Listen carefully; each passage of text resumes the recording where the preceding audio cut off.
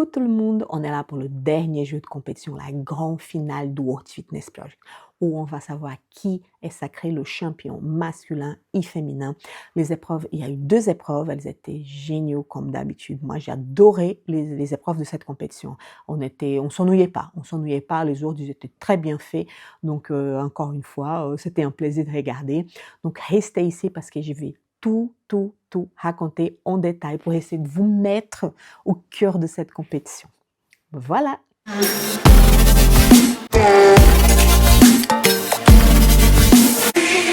Si vous ne me connaissez pas encore, je m'appelle Bianca Sekier, je suis une passionnée de CrossFit. Et ici, dans cette chaîne, j'ai fait des vidéos sur les compétitions, les athlètes. Je vais essayer de vous montrer un peu les nouveautés. Il y a des vidéos, c'est comme ça, les nouveautés de la semaine.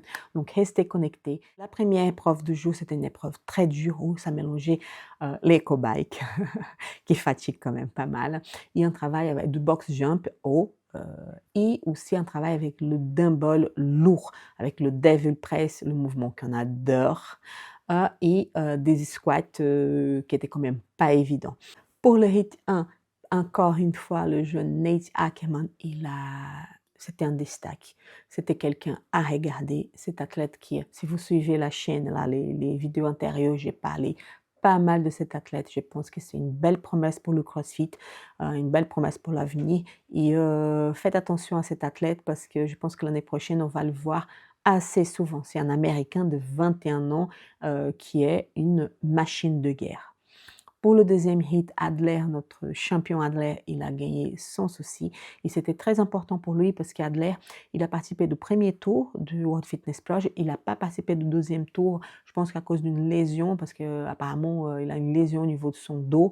Au Games, il n'a pas fait une belle performance non plus et ça ne ressemblait pas du tout à Adler. Mais là, il est revenu en finale parce qu'il voulait se bagarrer pour son Pro 4. C'est un athlète qui a un contrat avec World Fitness Project. Et là, encore une fois, il a montré du quoi est capable. Il était trop bien, il était très bien. Et il a gagné sans trop de soucis. Pour le troisième hit, c'était le hit à voir parce qu'il y avait les copains. Il y avait James Sprague, il y avait Just Medeiros, il y avait Dallin Pepe. Et en fait, ces gars-là, avec Jason Hope, ils font partie de Boys Interrupted. Si vous ne connaissez pas, ils ont une chaîne YouTube, ils font des vidéos à la con. C'est super marrant à voir. Il y a une vidéo que ils ont mangé du piment. En fait, ils ont fait un pari. Et Jason Hope, il a vomi. Il a vomi pendant la transmission. C'était un truc mais dégoûtant, dégueulasse. Moi, j'étais mort de rire. Et Sprague a gardé quand même sa dignité. Hein. Il a bu de l'eau, il a bu du lait. Il n'a pas tenu longtemps sans boire parce que le piment, c'est un truc super puissant. Mais il n'a pas vomi devant tout le monde. Donc, les 3 copains, ils étaient là. Et il faut dire qu'au dernier Wodapalooza, le Wodapalooza SoCal en Californie, Dallin Pepe a gagné une épreuve de EcoBike où il fallait faire, je pense que 50 calories le plus rapide possible et c'est lui qui a fait. Et en fait, il était tellement rapide qu'au moment de l'interview, il n'en pouvait plus. Il était au bout de sa vie.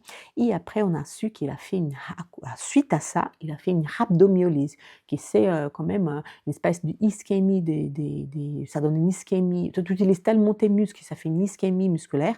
Tu as énormément de CPK qui circulent dans ton sang, donc tes reins, ils ont une difficulté à enlever tout ça. Donc, c'est une attente qui peut être très grave. Il faut faire attention parce que le patient, il peut arriver même à une insuffisance rénale. Donc, à cause de ça, pour se reposer, il n'a pas participé au Rogue Invitation.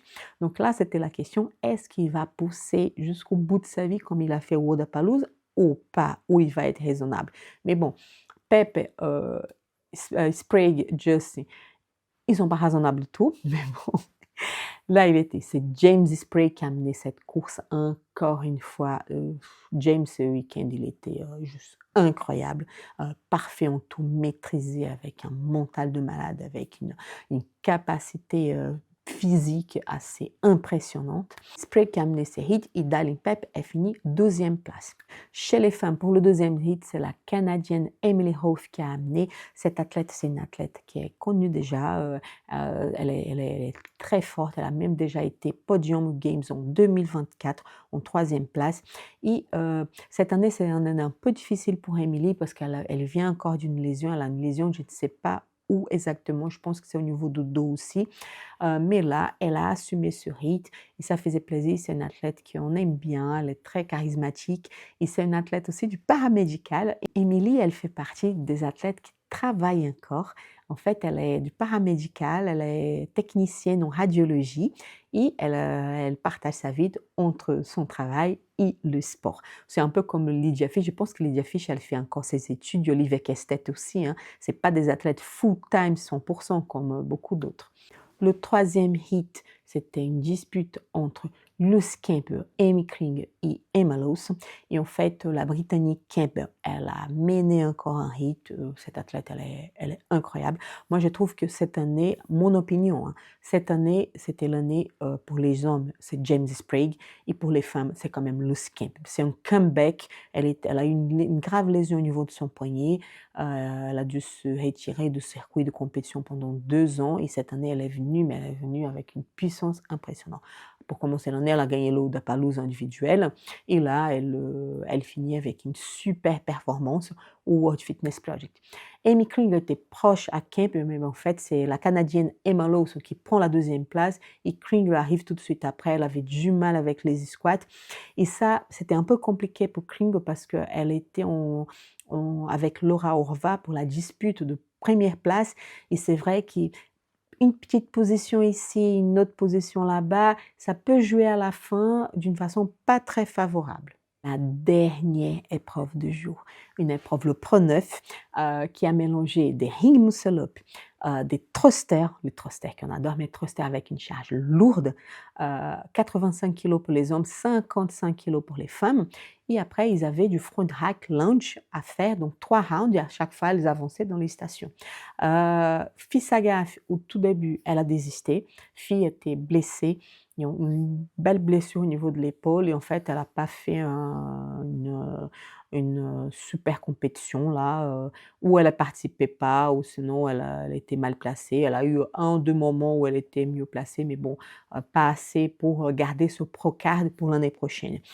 Ces hits-là, celle qui a gagné, c'est la Espagnole, Elena Caratala. Ah, j'adore ce nom et il faut parler qu'il y a beaucoup, beaucoup d'Espagnols qui étaient là pour soutenir ces athlètes et en fait, à chaque fois qu'Hélène, à chaque fois que Daniel Camacho rentrait au floor, Yaniol et Kai, les supporters étaient en feu. Donc les Espagnols, ils étaient là, mais en masse. Pour le deuxième hit, c'est la Canadienne Annika Gree qui gagne, qui remporte. Elle était trop fière d'elle, elle était trop contente.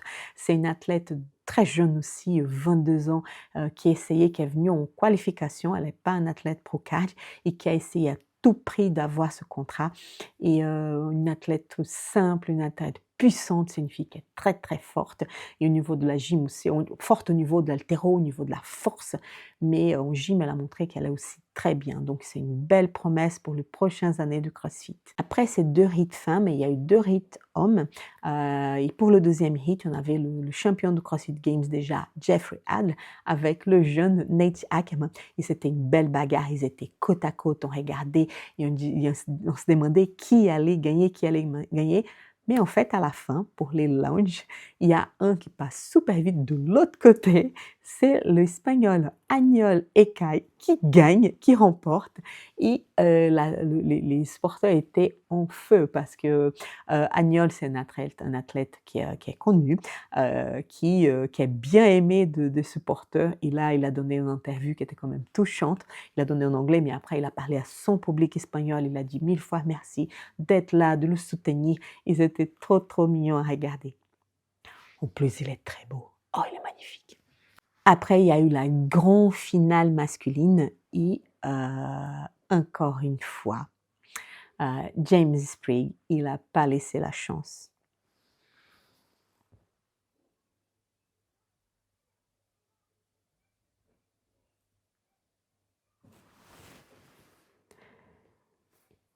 Donc, suivi de ça, Suivi de ça, il a eu la grande finale masculine et en fait, c'était une belle bagarre entre Higara, Iona Koski, James Sprague. Iona Koski, à un moment qu'il est parti devant, les derniers thrusts, il est parti, avant les derniers thrusts, il y avait une petite avantage par rapport à Gara, mais pour les derniers thrusters, il est parti bien avant, mais malheureusement, il a pas pu garder le rythme et en fait, il a fait beaucoup de pauses et les autres, ils ont pas fait. Donc, c'est Higara qui a remporté, suivi de James Sprague, Dallin Pepe et le Brésilien Guilherme Malheiro. C'était une belle dispute et après on a eu la grande finale féminine. Et là, tout joué parce que Laura et Amy, Amy Kring, elles avaient pas beaucoup de points de différence. Il y avait Emma Lawson qui avait des points presque proches d'Ariel Lowe et donc on savait pas trop qui allait gagner. Et Luce Campbell était mêlée aussi dans cette affaire, donc on ne savait pas trop comment allait être le podium féminin. Rien n'était décidé. Ariel Lowe était sur ses hits et c'est marrant parce que son mari depuis le tout début de la compétition, à chaque fois que l'épreuve elle va commencer, mais il hurle et on peut l'entendre très bien. Pour la natation, j'étais morte de rire parce qu'avant de commencer, au moment qu'il y a le petit moment de silence avant que le locuteur il donne le départ de l'épreuve, on entend son mari crier ah, Go Ariel, you are a fish! Et on était morts de rire. Sa petite était là aussi et elle hurle aussi comme son père.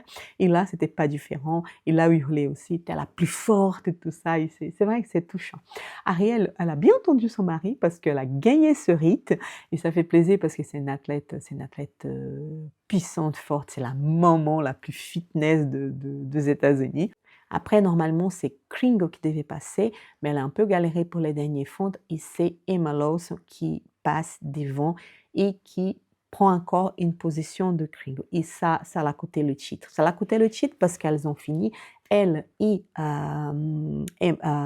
Laura Orva, avec la même quantité de points. Et le critère pour savoir qui était la championne, c'était les meilleurs résultats. Et là, Laura, elle avait les meilleurs résultats et donc elle était sacrée championne. Il y a eu un débat parce que Andrew Healy a mis sur son Instagram et sur ses vidéos YouTube aussi quelques reps de Laura Orva où il montrait elle n'était pas sur le haut d'avant où elle n'était pas rep, elle ne cassait pas la parallèle au moment du squat avec la dumbbell. Donc c'était un débat, mais bon, c'est fait. Laura Orva, elle a gagné, Amy Kringle a fini deuxième et Emma Lawson a fini troisième place pour finir ce podium féminin. Chez les hommes, c'est James Sprague qui était sacré champion et ça ne pouvait pas être différent. Il était constant toute l'année. Et là, pour la finale, pour ces 4 jours, il était juste fantastique, sans défaut. Dallin Pepe a fini deuxième et Rick Garrard a fini troisième place de podium. Par peu, c'est pas Just Medals pour faire les boys interrupt sur le podium, mais bon, c'est pas cette fois-ci. Donc c'est Rick Garrard qui finit en troisième. On a eu une surprise parce qu'au moment de la premiation, il a aussi une premiation pour le meilleur snatch et chaque athlète, le masculin et le féminin, ont gagné une barre d'haltéro verte avec le logo du World Fitness Project et c'est le Brésilien Guilherme Malheiro qui a remporté ça. Et là, la petite histoire, c'est que en fait, avant d'y aller, moi j'avais mis mon drapeau brésilien sur le floor, là, à côté du floor. Il est venu chercher, il a pris, il dit, je sais pas qui c'est, mais je prends... Il a pris mon drapeau. Donc, sur les photos officielles, quand vous voyez le drapeau qui est enroulé, que Guilherme Malheiro porte, c'est mon drapeau qui à la fin, je suis allée récupérer. Je lui dis, écoute, c'est mon drapeau. Il était mort de rire. Il dit, c'est à toi et tout ça. Et je demandais qu'il signe. Et en fait, j'ai un drapeau signé par Guilherme Malheiro. Je ne vais pas garder parce qu'il y a quelqu'un qui, je pense, qui va être très content avec ça. C'est ma coach. Ma coach, elle est américaine. Ma coach Bobby, elle est américaine, mais elle adore Guilherme Malheiro. À chaque fois, il fait des petites vidéos pour lui dire bonjour. Elle est super contente. Et là, mon cadeau pour Bobby, ça va être ce drapeau brésilien signé par Guilherme Malheiro et qui était aussi entouré dans son corps. C'est pas quelque chose, hein? Donc, comme ça, c'est fini cette compétition qui était merveilleuse. Je vous conseille tous à regarder sur YouTube parce que je trouve qu'ils ont fait une belle couverture média. Sur Instagram aussi, il y a beaucoup de vidéos, il y a beaucoup ils ont privilégié tous les athlètes. Il y a des vidéos de tous les athlètes. Tous les jours, ils mettaient des photos, des vidéos et tout ça. J'ai bien aimé le travail de média et sur le floor, on voyait qu'il y avait une quantité gigantesque de photographes et des videomakers. Donc chaque athlète, il a pu avoir, un peu de ce qu'il avait fait et j'ai trouvé ça génial. Hem Les considérations que j'ai fait sur cette compétition, c'est qu'elle était trop bien. Si vous avez vu les vidéos, je pense que je peux passer la émotion que j'ai sentie là-bas et comme j'étais contente d'être là. Donc je pense à revenir. J'espère que l'année prochaine, ça va être à Copenhague encore. Donc j'espère pouvoir y aller. La deuxième chose que j'ai appris là-bas, c'est qu'en fait, j'ai pas appris. Il y a un athlète que j'adore, c'est Bikiji, mais j'ai toujours pas appris à dire son nom. C'est Bjørgvin Carl Gudmundsson. Je sais pas si c'est ça, donc ça va être Bikiji pour, longtemps. Et la troisième chose, c'est que je peux vous garantir que les athlètes de CrossFit, c'est les athlètes qui ça vaut le coup de supporter, ça vaut le coup d'aller demander une photo, d'aller demander un autographe. Ils sont trop abordables, ils sont trop gentils, c'est pas de grosses têtes du tout. Donc si vous avez l'occasion de voir ces athlètes, allez-y sans peur parce qu'ils sont vraiment adorables. Merci beaucoup d'avoir accompagné cette aventure. Si vous n'êtes pas inscrit, dans la chaîne, inscrivez-vous. Il y a aussi l'Instagram de la chaîne le.crossfit où je mets des reels, je mets des infos, où je parle souvent quand il y a une vidéo qui va sortir. Laissez un commentaire si vous pouvez, laissez un like, envoyez pour un copain de boxe qui s'intéresse aussi à des compétitions et si vous n'avez pas regardé encore, regardez d'autres vidéos de la chaîne, il y a pour tout. Il y a pour toutes les compétitions, ça commence à avoir un petit volume, donc ça peut vous plaire. Je vous remercie énormément. On est à presque 100 personnes ici et ça, pour finir l'année comme ça, c'est génial. C'est une chaîne toute jeune, elle a que 5 mois. C'est pas mon métier, j'apprends à faire, j'apprends aussi avec vous, comment faire des vidéos et donc j'espère que l'année prochaine, ça va être une année encore, plein de compétitions, plein de nouveautés sur notre monde CrossFit et on se retrouve l'année prochaine.